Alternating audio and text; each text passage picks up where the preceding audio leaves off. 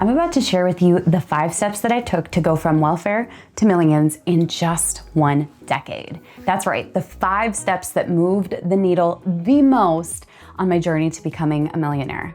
I can't wait for you guys to hear number 5 because it's my favorite by far. Comment below and let me know if this is a journey that you want to take as well, because I want to see who's all in, who wants to make this happen for them.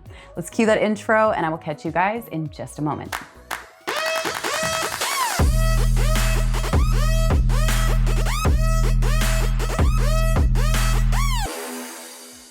Hey everyone, my name is Rachel Peterson. I'm a social media strategist, mom of 3, and Minnesota-based business owner. I started my business 6 years ago, and over the last 6 years, I have crossed $5 million in revenue, which is pretty crazy. Just a decade ago, I was a single mom on welfare and food stamps. I'm gonna share with you guys today the 5 steps that made the biggest impact as I went on my journey to millions from welfare.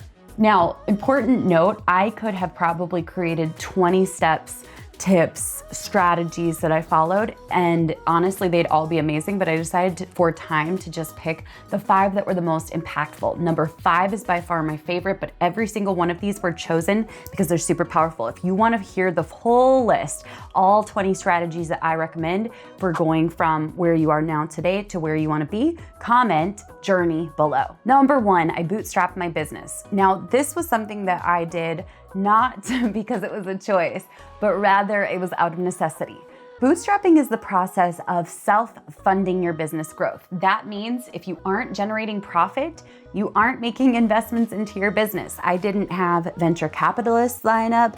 I didn't have the ability to get a bank loan. My credit was meh. I didn't have a savings account, and I'm so sad to tell you I didn't have a rich dad or a rich uncle. Now, I wish I could say that marrying my husband fixed everything, but I married for love, and so he didn't bring a massive cash injection to my dreams, and that is totally fine. I wouldn't trade him for the world. But that being said, I had to discover what the process of bootstrapping was out of necessity. That meant that I literally did everything as an MVP style. MVP means minimum viable product. So MVP looks like no website or a very minimal website, no logo or a hideous logo that I created for free in Canva, no professional headshots. I took my photos on my cell phone at that time, I don't even think there was portrait mode, but if there was portrait mode, I used it. And I wasn't investing into anything that didn't directly contribute to revenue. I only made investments into my business once we were generating revenue. So self-funded, self-reliant, it was pretty powerful. Number 2, I studied like crazy. There's a quote that's often misattributed to different people, but the quote is essentially, if you study a specific topic for 15 minutes a day, in 1 year you will be considered an expert, and in 5 years you'll be considered a national expert. Now, I took this very seriously, and I personally invested into books. Now, when I say invested, we didn't have a ton of money. So I went to Goodwill, the library sales. I was looking for books that I could borrow or buy or barter from people.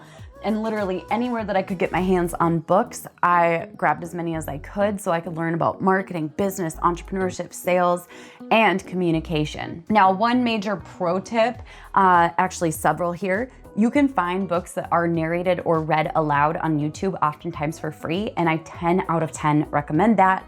I listened to podcast episodes from experts who had gone before me, such as Dan Kennedy, Russell Brunson, Gary Vaynerchuk, Lori Greiner, Mark Cuban, Damon John. Like, yes, I love the Sharks. I think that they're awesome, but I was listening to their interviews, their podcast episodes, etc. At Goodwill, you can get books for $1 to $2 per book, and on certain days, there are sticker sales, which is kind of cool because you can get 10 books for $1. And I love those days. Knowing that I got books for less than $1 is like Christmas for me. But commit to studying for 15 or 20 minutes every single day, or even up to 30 if you're really passionate about what it is that you want to offer and bring to this world.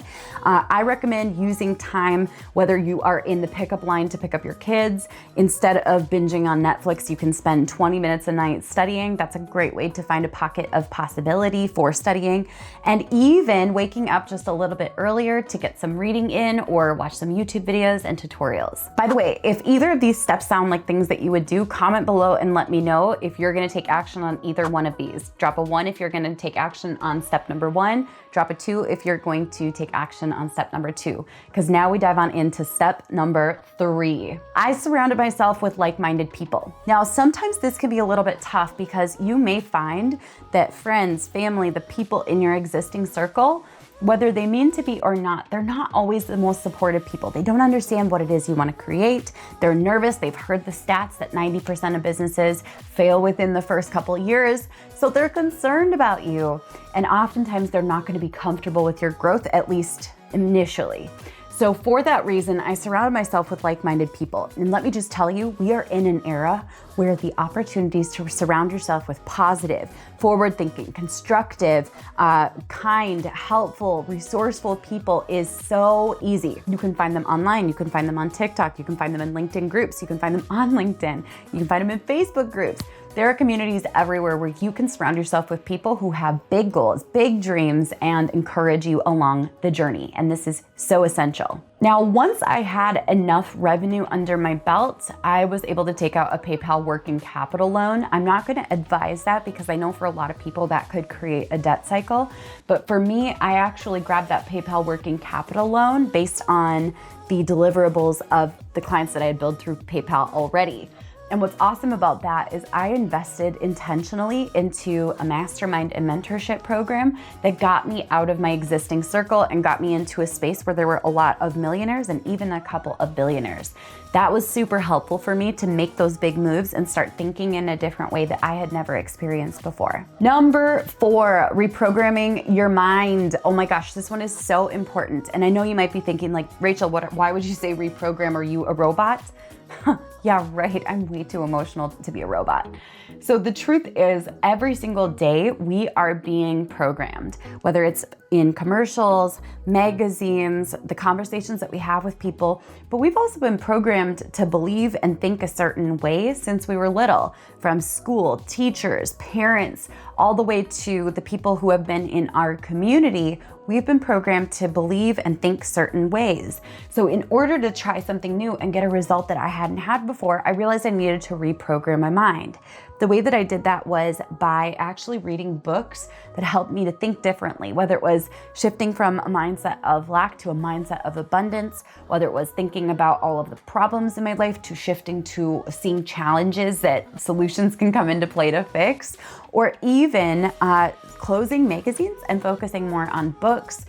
And honestly, this is huge, but every morning I love to listen to meditations, affirmations, I pray, I journal, I try to read, and I really focus on habits that help me to reprogram my mind for positivity, resourcefulness, encouragement, ideas, creativity, and abundance. And if you want to learn more about my morning routines, the best and worst case scenarios, comment morning routines below. And number 5, I told you guys this is my absolute favorite. Before I give you number 5, make sure you check out the resources beneath this video. We have some powerful resources, including what to do if imposter syndrome strikes, some of the strategies that I've learned over the last few years that have supported me in breaking through imposter syndrome. And we have a few more awesome resources in the bio beneath this video. And give this video a like if you're still here. You're obviously learning and having fun, and I'm so happy you're here. Number 5, I chose a high profit business.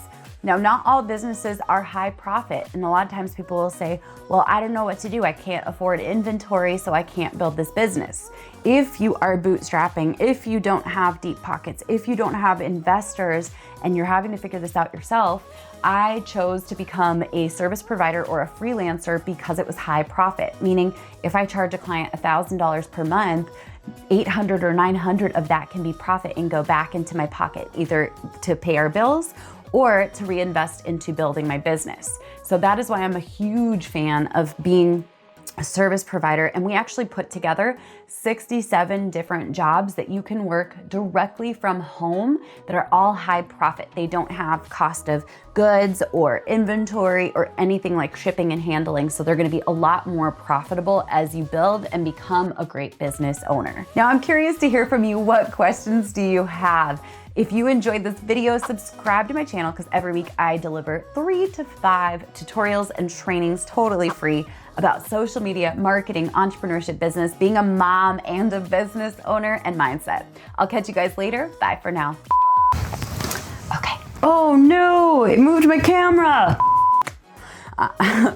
Let's try that one more time. This is awkward. I'm awkward. Oh gosh.